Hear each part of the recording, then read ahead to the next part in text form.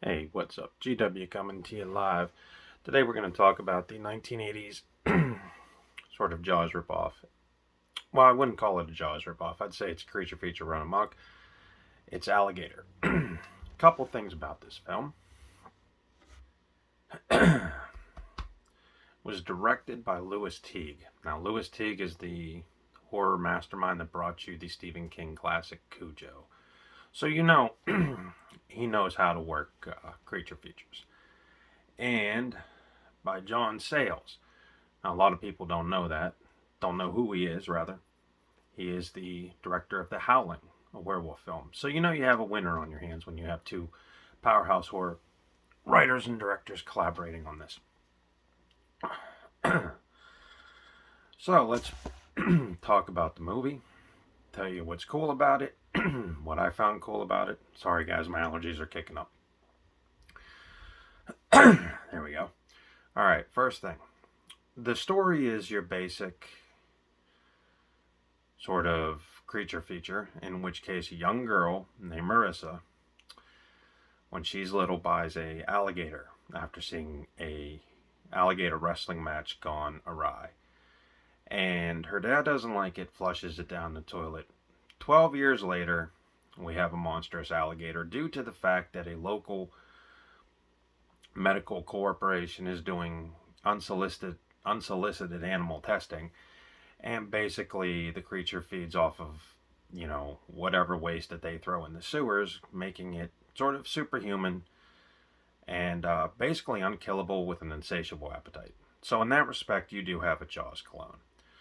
Now there's about nine or 10, I believe 9 vicious alligator attacks in this.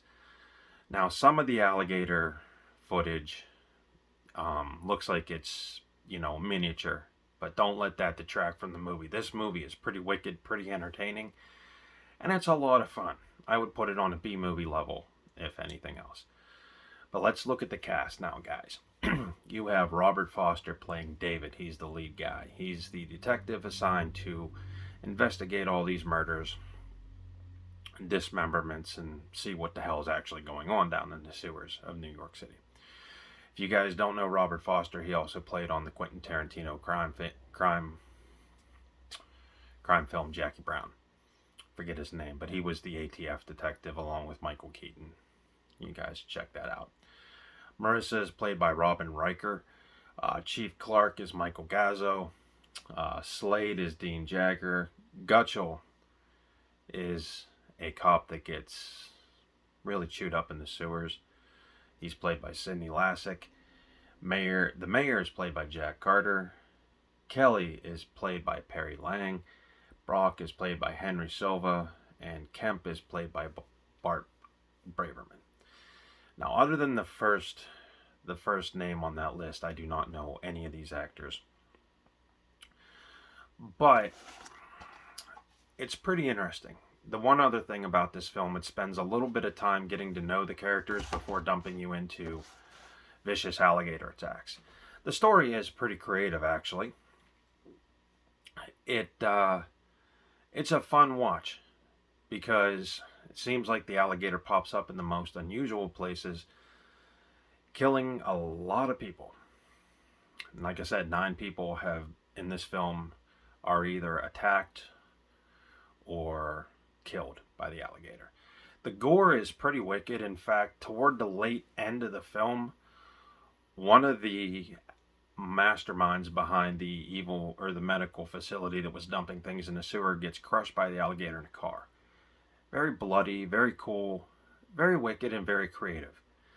And at that point, watching this film, you kind of side with the alligator because you hate seeing this animal corporation kill little puppies and dogs and things, and it just triggers something in you. You want to see them get their just desserts, if you will. So, in that respect. Now,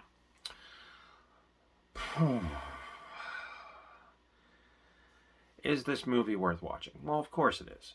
It's fun, it's entertaining. If you throw reality out the window, it's a pretty fun movie to watch.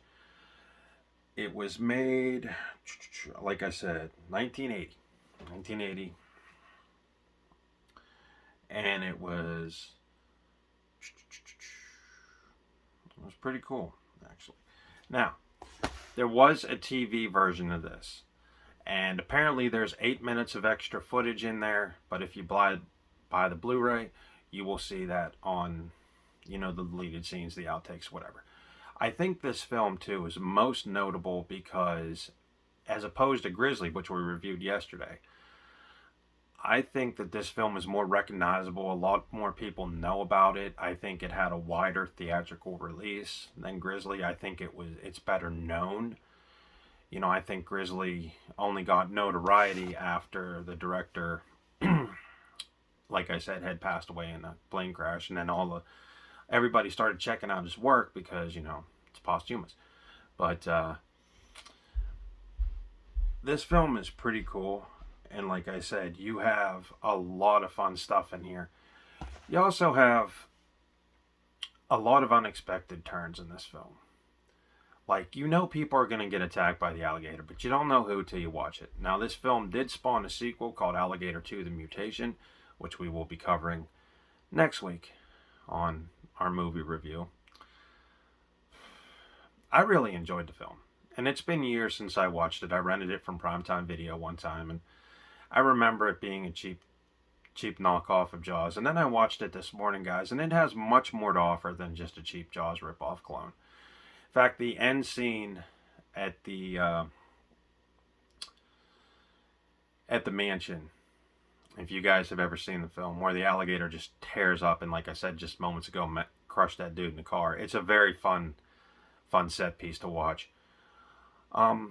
Acting is pretty good in this film. It's not cheesy. The dialogue isn't wooden. And for those of you who are wondering if kids should watch it, yes, it has alligator violence in it. Yes, there's a lot of blood in it, but there's only one F word, I believe. Just one, which is very rare for an R-rated movie at the 80s.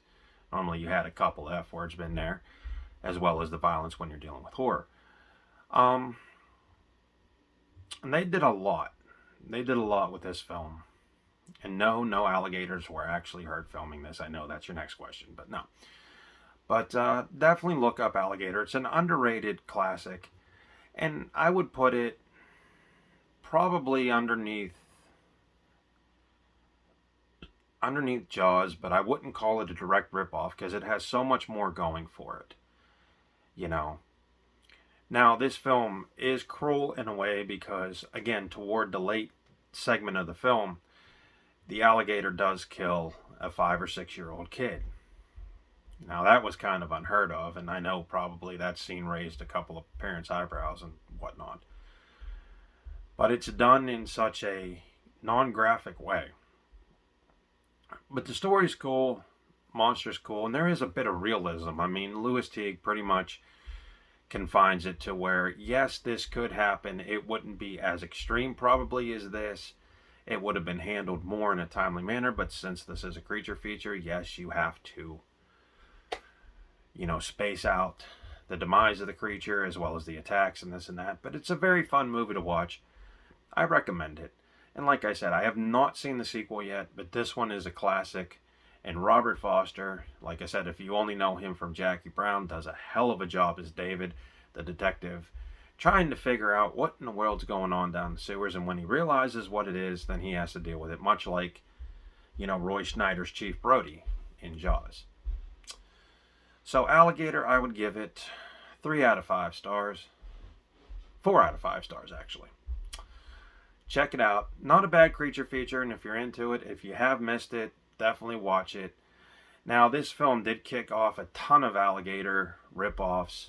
Crocodile starring Michael Madsen, and of course later on the Alligator classic, Lake Placid, with Betty White and Oliver Platt. That spawned a whole ton of sequels, and none of those would have been possible without Lewis Teague's Alligator. So, check that out. Let me know what you think. And I just want to say, hey man, I hope you guys learn some stuff. Yeah, I talk about horror movies, and I hope you guys learn a lot of stuff, because I watch them all the time, And sometimes I'll catch something, just like in Predator and Prey, about the gun when I mentioned about Predator 2. Those kind of little moments stick in your head, And, what can I say? But, yeah, to everyone watching, man, I love you guys. We'll be back with Alligator 2 next week, and who knows, we might review something else. You never know with me. But we'll review something. Other than that, I got nothing. It's GW. Stay tuned for next week, Alligator 2, The Mutation. We'll review it, summarize it, go over it, and hey, check it out.